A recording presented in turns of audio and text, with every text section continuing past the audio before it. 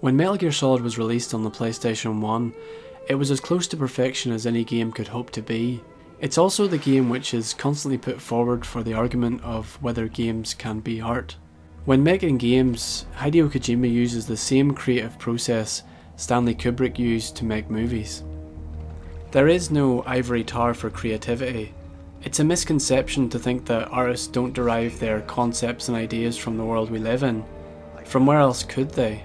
Artists are influenced by everything around them, and Hideo Kojima is no exception.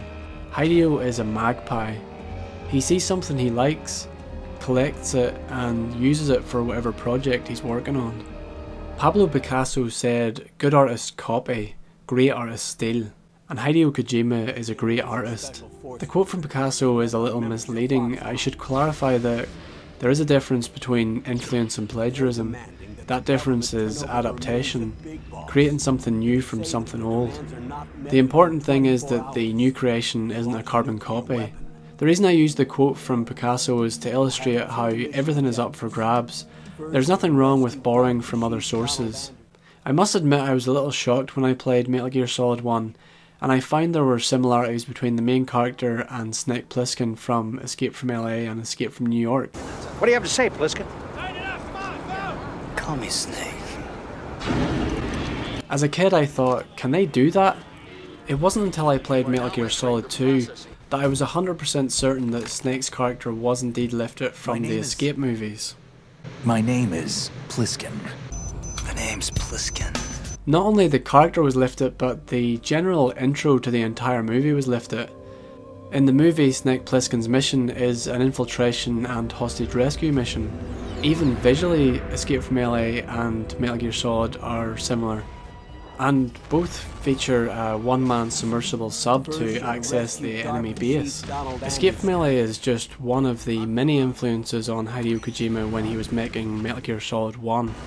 He already had a lot of the original groundwork for the story using the SNES games. Other influences are manga, and strangely the early Godzilla movies were an influence on how Metal Gear looks, sounds and moves.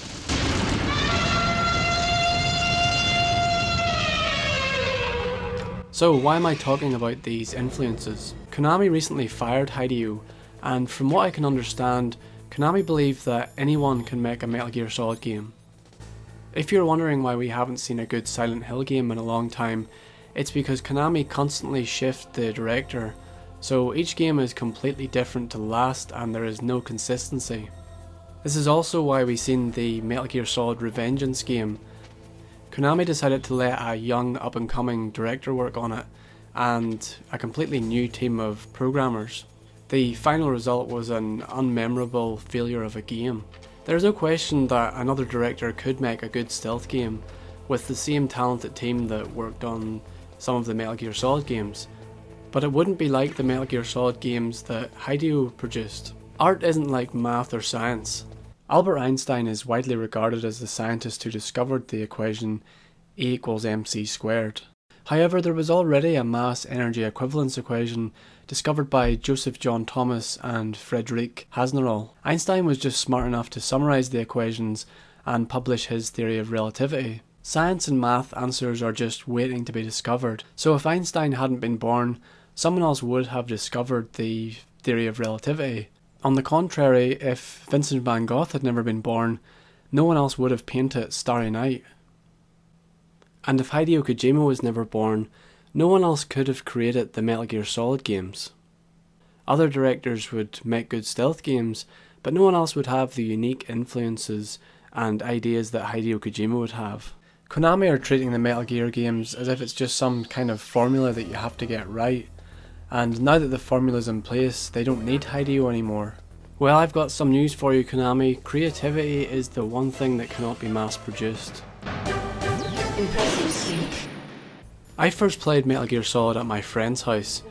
I grew up with a Nintendo 64, but my friend's brother had a PlayStation. He was a few years older, and Metal Gear Solid seemed like a more mature game to me, being only 11 years old. We found it was really satisfying to sneak past an area without being seen. Playing the game as it was designed was a lot of fun, but we soon found out that not playing it as it was designed could be just as much fun. This is something we learn as children. When playing on a slide as a child, it's only a matter of time before we attempt to climb back up the slide, or slide down on our belly like Superman. This is human nature. It's why products come with warnings. We are born curious, and the great thing about Metal Gear Solid is that it lets us explore this curiosity. This was much to my friend's brother's disgust as he came back into the room to find that we were needlessly killing guards for fun. He was really angry because he tried to complete the game without killing anyone and we kind of messed that up for him. But we didn't save it, so I don't think there was any love lost. In Metal Gear Solid there is a stealth way of getting past an area, and there's the action way of getting past the area. But what makes it such a good stealth game is that it actually makes you want to not be seen. Not only because the alarm goes off if you are seen, and I remember that was really tense when I first played the game. Just the sound of the alarm was enough to panic you.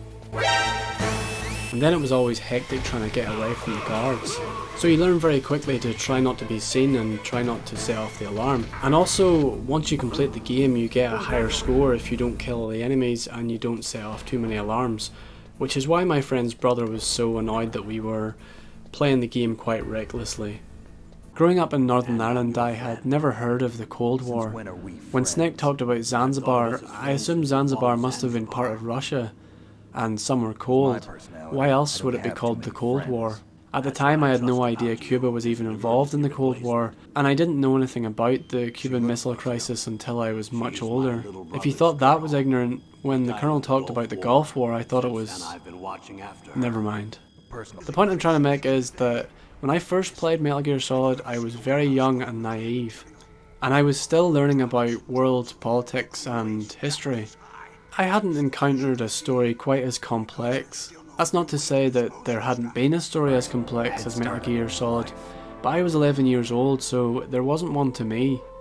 The graphics in Metal Gear Solid 1 will, and already have, aged, but the richness of the plot and the characters in Metal Gear Solid 1 makes it timeless.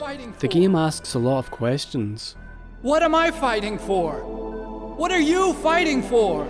And it leaves these questions open to the player. If we make it through this, I'll tell you.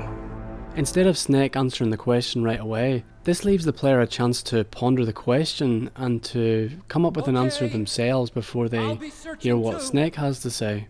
Hideo Kojima said that when Hal is asking the question, what are we fighting for?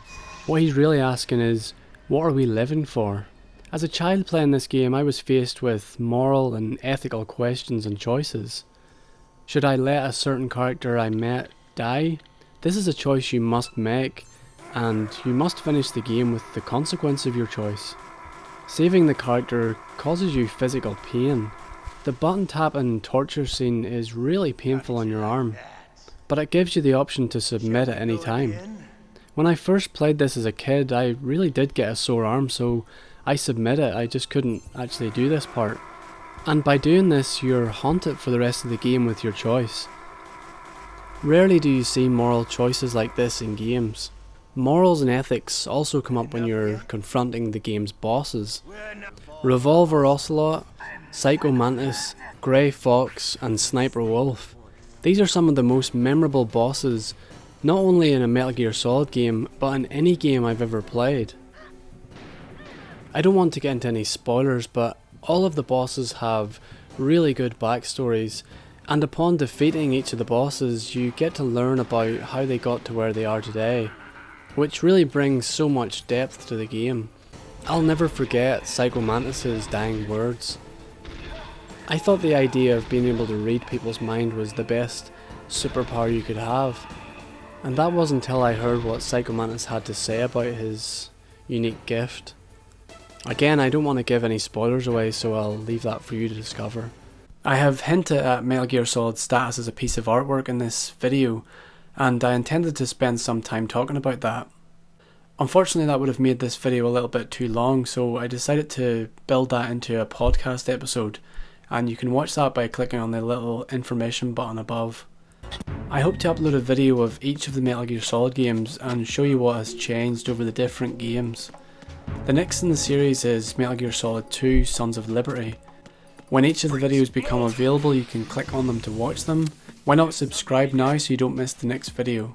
I may soon get to the point where I really need help from the people who watch my videos, so if you can support me, check out my Patreon page where you can pledge as little as $1 a month and get early access to the videos like the one you just watched. Another good way to stay in touch with me is through my Twitter. I'm not asking you to follow me for an ego boost. I genuinely use my Twitter a lot and follow most people back and use it as a tool to talk to other gamers. Thanks for watching, and I hope you enjoyed this video. Freeze. Freeze. Why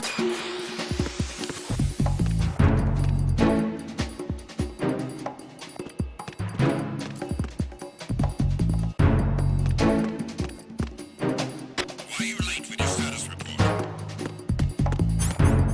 Freeze.